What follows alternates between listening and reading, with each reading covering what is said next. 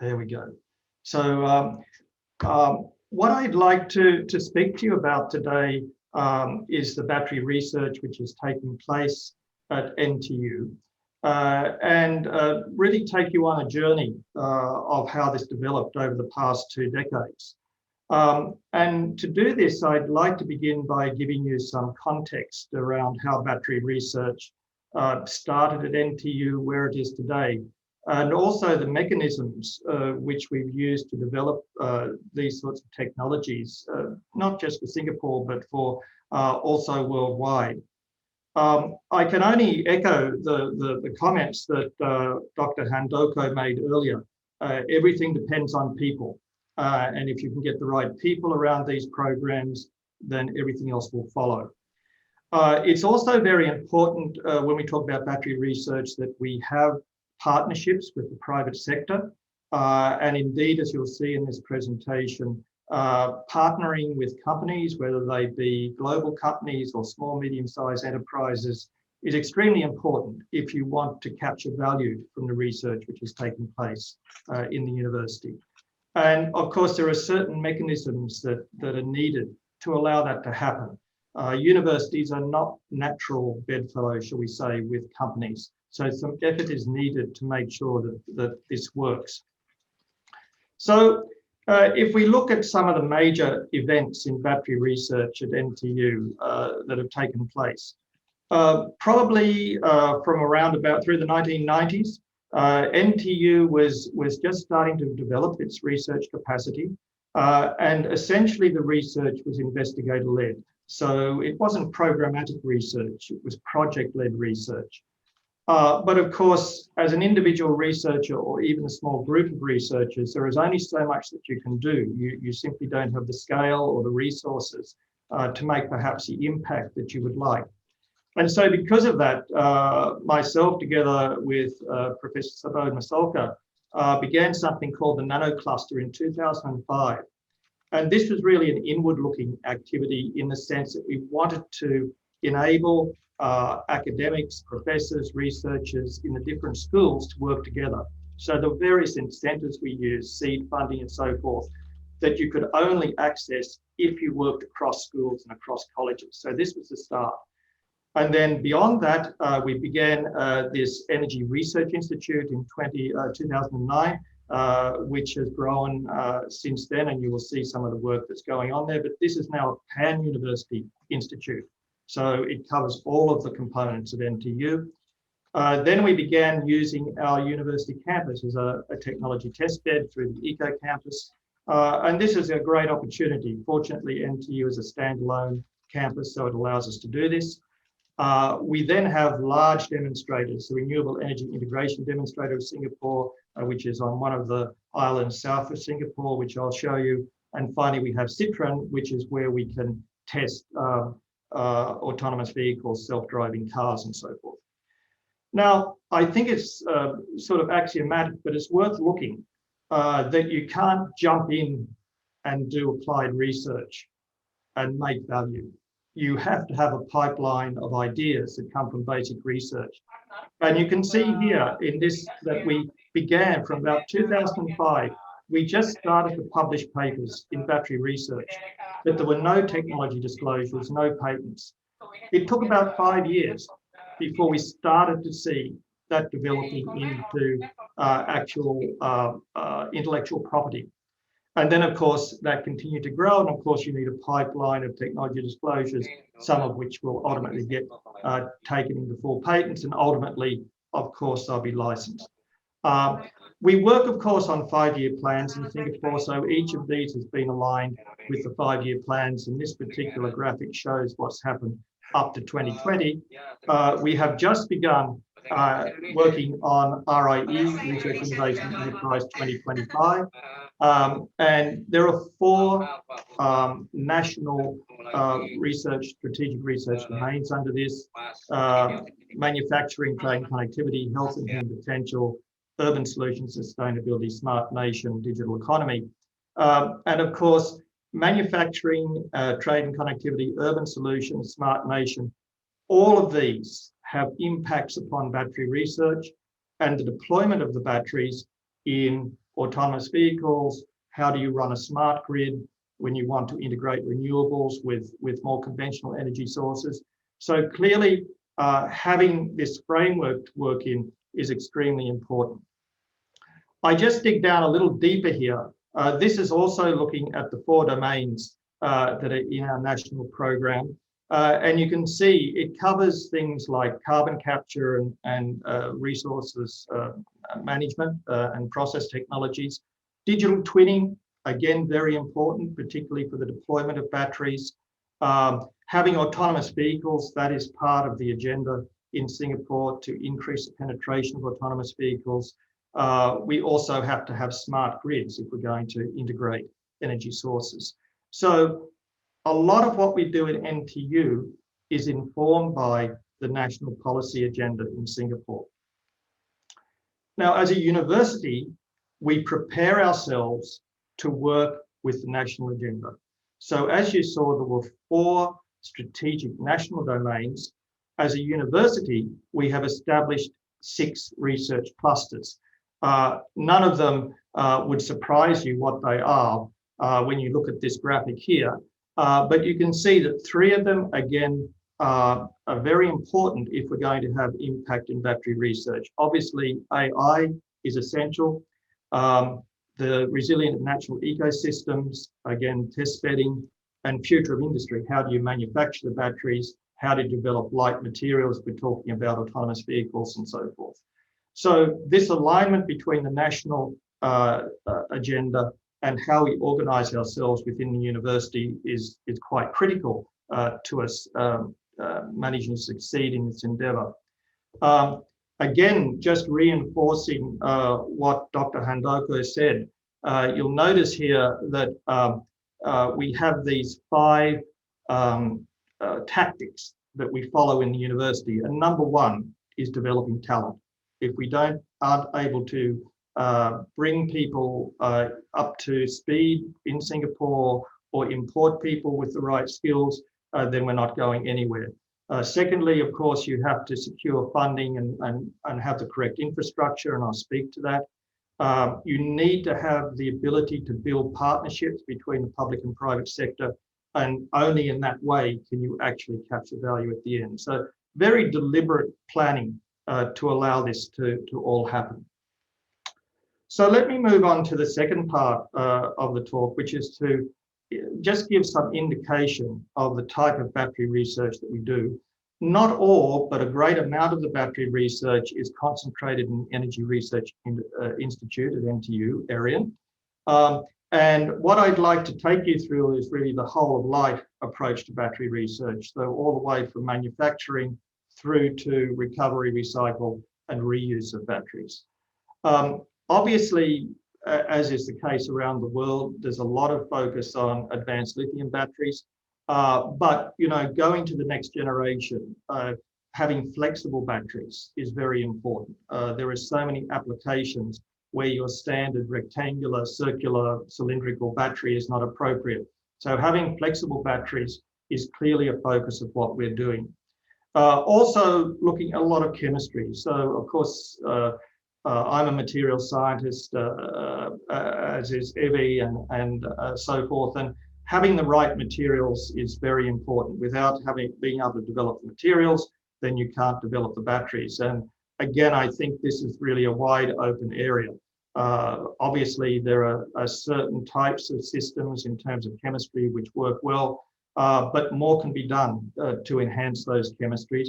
And also not just the chemistry, but the morphology of the materials in terms of nano-sizing, shape, surface properties, and so forth. These are really critical to bring the performance up to where we want them. And finally, at the end of life, we need to be able to recycle these batteries. This has been something of a struggle in Singapore. I can remember back in the 1990s, I was trying to get battery recycling running in Singapore. It was a very difficult task, and honestly, I didn't make a lot of progress, but in the last 20 years, things have changed. And I think the time is right, the economics are right for battery recycling now, far more than it was in the past. If we look at the way that Arian organizes its battery research, you can see here that it's terribly important that we cover all the technology readiness levels. We see this as a pipeline of activity. So if we just do basic research and we have some company partners, but we don't have the ability to prototype, to scale up, to convert the ideas into a product or provide the stepping stone to convert the ideas to the product, then we're really not going to be successful. So this continuous pipeline of capabilities, so capabilities in terms of people, capabilities in terms of infrastructure, capabilities in terms of governance of these programs is critically important if we're going to have success. You can see the areas that we work in. Again, this would not be any surprise to this group. Looking at supercaps, lithium metal batteries, redox flow, air batteries, redox flow batteries. These are common themes around the world.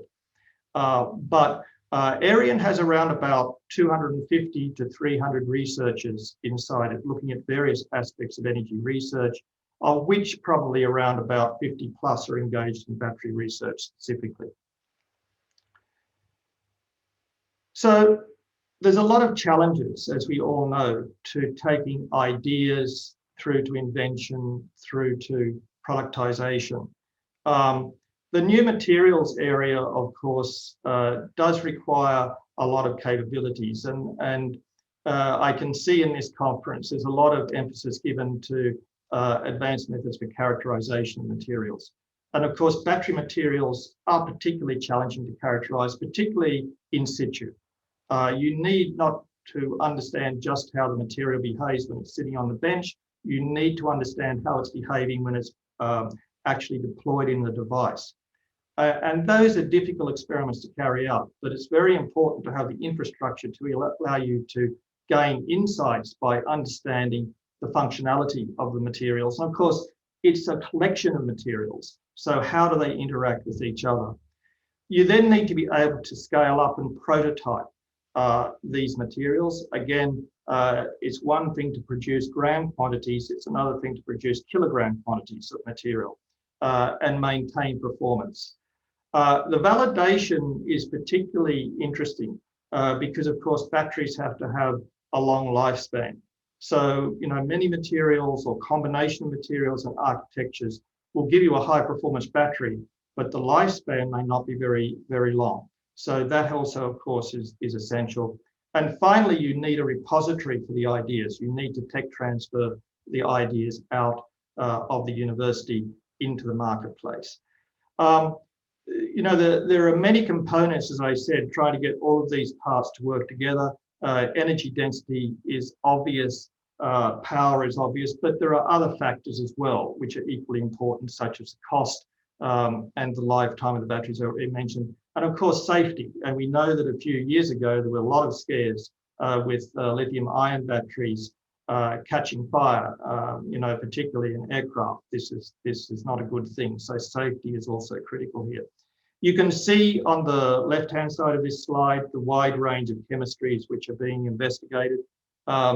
Again, I think that possibly the range of chemistries is going to be expanded further. We simply don't know enough in some ways to build new materials. I think the other important factor here in materials design is machine-guided machine learning and artificial intelligence to help us build materials, new materials, predict which materials will work better. I think we're just in the first 5% of doing that well, but clearly that's going to be an important component for accelerating the discovery of the materials we need for batteries. Here's some of the data in terms of looking at optimization.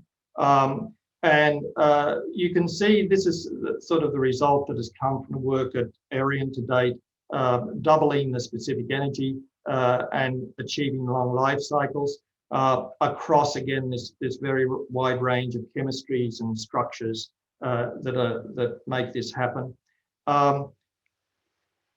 Having an investment in a substantial laboratory to allow testing of many, many batteries is, of course, essential here. without the capacity to test, we can't fully evaluate what's happening. So to that end, we have this prototyping and dry room within Arion. You can see sort of what it is. It's a fairly substantial, 40 square meters of each, and very well controlled environment to allow the testing to be reproducible. But this is critical to allowing the basic research in our university laboratories to bridge across to our company partners, and I'll speak to some more to that in a moment. But this is an important part of the way things work. In Arion, they focus on two types of batteries, the cylinder battery and also the laminated cells. Those of you in battery research would be familiar with all of these steps, so I need not go into them. But again, being able to demonstrate how you can build the device is very important. And of course, when you do things at a prototyping level, you can tweak the process parameters a little bit in various ways to see what effect they have on the product. So this is one of our partners that we deal with. It's a joint laboratory with DuraPower, looking at lithium-ion batteries. And you'll notice that I not only said LIB development, I also said talent development. This is a common theme. So we use this to help develop young researchers. And one of the things that's very important, and I think this is where universities and companies really come together well, is that if you co-locate company laboratories on a campus, it has many beneficial effects. First of all, it allows the university professors and the researchers to become more familiar with the company, to understand more about commercial aspects of research. On the other hand, it allows the company researchers, scientists and engineers to learn about what's going on in the university. And often that leads to outcomes which might have been unexpected. And of course, the co-location means that students can have internships in the company laboratories. And we know from many years that often those internships turn into employment at the end. So the co-location is essential. You'll notice here that between NTU and DuraPower, I have put something called industrial alignment funding. This is where you basically bring together government funding to accelerate the cooperation between the university and the company. Without this, it will be very difficult, especially for SMEs that often don't have very deep pockets for research, but of course are the drivers of employment and a lot of innovation as well. If I just move on now to recycling of batteries. This is a partnership together with the French CEA, and it's a grouping that we call SCARES, so NTU Singapore CEA Alliance for Research in the Circular Economy. And it really is beyond batteries, as you can see here. It's also looking at recycling or recovery and disposal of solar panels, looking at plastic parts and metals from circuit boards. But the technologies are essentially the same. So the platform for doing this is largely hydrometallurgy. But having got the platform sorted, then of course the verticals, how you choose to deploy it, it can be implemented quite quickly. This is a lithium-ion battery recycling process which was developed in Arion. And as you can see, it goes through the sorts of steps you might expect. We've got to shred the battery, we've got to separate the components, hydrometallurgy to extract the valuable metals, and then reassemble batteries from the recycled material. So at this point, in this work, they've achieved a recycling rate of more than 90%, which I think is quite impressive, and they can extract 80% of valuable metals. And of course, it produces the second life materials that can be reused. But again, the two parts end. If you don't design a battery with the idea of recycling at the end, you could be in trouble. So it's very important to look holistically at the whole way in which we design, use, collect, treat, recycle batteries. Again, it has to be the whole chain of value there. And this is just something that's rather interesting. The group in Arian have also started to use vegetable waste as a means of extracting metals from batteries. So this is a case where they've been, as you can see here, testing orange peels, but also various other fruit waste. And you can use that as a way of reducing and extracting metals from the black mass that comes from the batteries. So again, this co-treatment of waste is also going to be more and more important in the future. It's only a question of can we expand our imagination to think how the different wastes may come together? Do we have the correct relative volumes of the waste to make this work, and so forth? But this is quite interesting, I think. And you can see that, for example, waste from apples and bananas proves to be particularly efficient at extracting metals from the battery mass. Again, a very interesting area. Now, what I'd like to move on to now, having got through more of the basic aspects of battery research, is talk about our test beds and demonstrators. I already mentioned that NTU is an eco-campus, and again, we're very fortunate because it's this standalone entity. We can do a lot of things that would not be otherwise possible. And so we're working with quite a number of companies all over the campus to develop, demonstrate, adapt technologies. Obviously, green buildings are very important, and almost all the buildings on NTU now are green certified. We're particularly interested in how do we integrate grids, and in fact, as you can see there, NTU photovoltaics, we've got 5 megawatts of power there. We would like to build more, but at the moment, Singapore won't accept that. But I think that will change because you know, as they get their grid working well as also, because it's a confined system and it's an excellent area for looking at autonomous vehicles. And then, of course, there's energy information and analytics. And that's particularly useful because we can get the students involved. So there can be a competition between the different colleges on campus to see which college can use the least, student accommodation colleges, I mean, which can use the least power. So you can actually integrate it in the learning process. And this is one of the colleges here. You can see an aerial view, and with much of the rooftops covered by solar panels. And again, there's much more to do. You know, when we talk about photovoltaics, then having thin films, which can be put on the facades of buildings, will again help contribute to the photovoltaic contribution. The other program I'd like to highlight here is a renewable energy integration demonstrator. This is on an island called Semakau, which is just south of Singapore. You can see the original part of the island at the back of this photograph, which was some mangrove, but then they created this large bunded area, which is where the incinerator ash from the municipal waste incinerators goes in Singapore. Actually, this is a rather old photo. Several of these bunded areas are already filled, but the area at the landing port on the right-hand side of the photo is where they're developing reeds. You can see they have solar, they have wind power and so forth, but actually it's much more than that. This again is a sort of an overview of all the companies participating in reeds.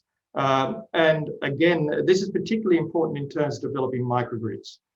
So the idea is that eventually we should be able to tie Semakau and their microgrid up to the main grid in Singapore.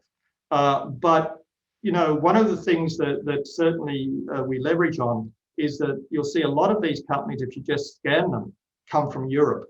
And many technologies developed for temperate climates, as we all know, do not work so well in a tropical setting. So the companies really value the ability to bring technologies, adapt them so that they can work in tropical environments. The other thing that's very important, of course, batteries and electric vehicles go together, as do autonomous vehicles. And we have this Centre for Excellence in Testing and Research of Autonomous Vehicles. It's actually a partnership with the Land Transport Authority of Singapore. And this test track is just outside the front gate of NTU. Of course, this is more than testing technology. It's one thing to have the electric vehicles ready, to have the autonomous vehicles ready. It's quite another to have the legislation available to allow them to work on Singapore roads. So this test track covers a lot of different aspects. Obviously, there's issues such as, how do autonomous vehicles react in critical situations? But there's also the ability to start to work with the government to give advice on designing legislation to manage electric vehicles as well. So this has been operating now for a few years. A lot of this also acts as a magnet to bring in companies, particularly companies like Peugeot, Bolloré, and so forth, to work at NTU because it provides them an opportunity to test their various technologies. The other part of batteries, of course, and particularly when you start to talk about renewables, is how you're going to manage that power. Certainly an area which is developing very rapidly is solid-state transformers. And in Singapore, not being a very, very big country, if you can put the transformers underground, it saves a lot of space. Perhaps not such a problem in Indonesia, you have a lot more space. But in Singapore, this is very critical. And you can see here the work which is going on. We need these high efficiency energy transfer capabilities between stations and batteries and cars and so forth, and putting them underground is a good idea. So you can see the industry partners that we have for this activity. And the phase 2, which we're in now, is really focusing on DC chargers for buses. Again, it's not only the charging the buses, it's the ability of drivers to come, get off the bus, and the bus will park automatically, because if you've got a bus station with 100 buses or 200 buses, the drivers literally sit there for hours. So if you can set things up so the electric bus comes in, the driver gets out, the electric bus is smart enough to take itself to the spot where it gets charged, is smart enough to come out its charging station and be ready for the next bus driver. So these are the types of integrations that we need to look at. So finally, I want to come to how do we manage the industry partnerships in NTU. And again, this was spoken about earlier by Dr. Handoko, but we use this terminology. It's not new terminology, the triple helix partnership between government, industry, and universities. But I believe it works extremely well.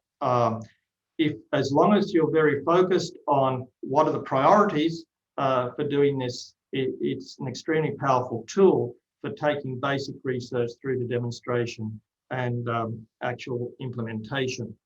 But there is something that we have learnt over the years. As I mentioned earlier, universities are not natural bedfellows with the private sector. So there's got to be some work done here.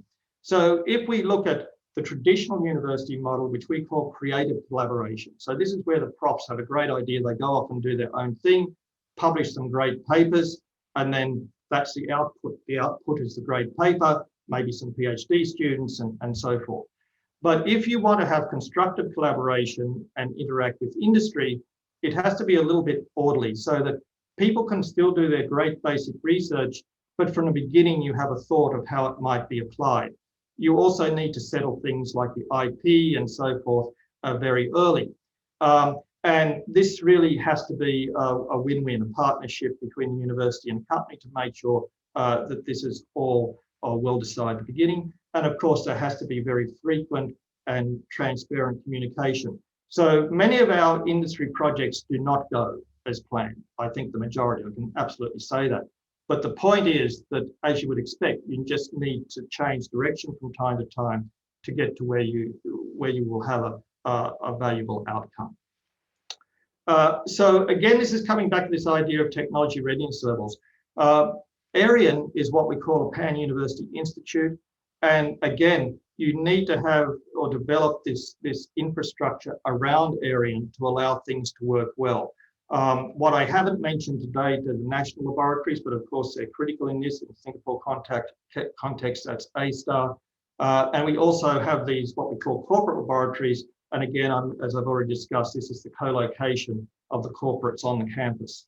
I think that proximity is extremely important to make these things work well. So just the last couple of slides, if we look at future mobility projects, again, this is where we're exploiting the capacity of the campus to provide a test bed. You can see our industry partners there covering all the way from vehicle manufacturers through to IT companies and battery suppliers and so forth. This, again, is also very good because I think it inspires our students to get involved, to actually see the demonstration of technologies as they walk around the campus or go to the canteen to have a meal is extremely important for them. We also have this Ecolab Centre for Innovation of Energy. This is particularly to bring in companies, especially SMEs, and I think around the world everyone struggles with how to best support SMEs. You can see here that the agency in Singapore which looks after SMEs is Enterprise Singapore, so they provide the base funding for this. And we also have the Sustainable Energy Association of Singapore involved, and these are some of the other partners. But again, it provides a framework, it provides a meeting place to bring together these smaller companies and the university. And finally, just the last example, we have the Smart Grid and Power Electronics Consortia. Same idea, but this is a consortium model, so the companies pay in some money to be members, and there are various tiers of membership. Again, not a new idea, but I think particularly valuable. And so I'd like to finish there. I have to give my full thanks to the two people who actually manage all this work at NTU, Professor Madhavi Srinivasan and Professor Subodh Masolkar. Madhavi heads up our Global Alliance of Industries at NTU. So this is a place where industry can get preferred access to the resources of NTU. And she is also the co-director of SCARES, so that's the Circular Economy Centre with CEA France. And then Professor Masolkar has been Director, Chief Executive Officer, in fact, of Arian for more than a decade, so extremely knowledgeable. And I would urge you, if you have any questions, in the detail about how you might partner with them to learn more about the programs or other opportunities for students or early career researchers to have internships in the energy area, to contact Madhavi or Subodh. So I just will finish at that point, and I think it's worth mentioning that we're approaching the 200th anniversary of the death of Volta, of course, and this is a very significant milestone. It's hard to believe that it's almost 200 years since the first battery was developed by Volta. And you can see that he was a real experimentalist. He obviously was not so much a thought man who basically did experiments on a piece of paper. He actually wanted things to work, and of course that led to the development of the battery and Volt being named after him. So again, I think it shows that everybody has to have a long-term view here. We would like to get rapid results, but sometimes it takes a little time. So I will stop there. I've used up my time, and again, I thank everybody for listening this morning, and thank the organisers for inviting me. Thank you very much.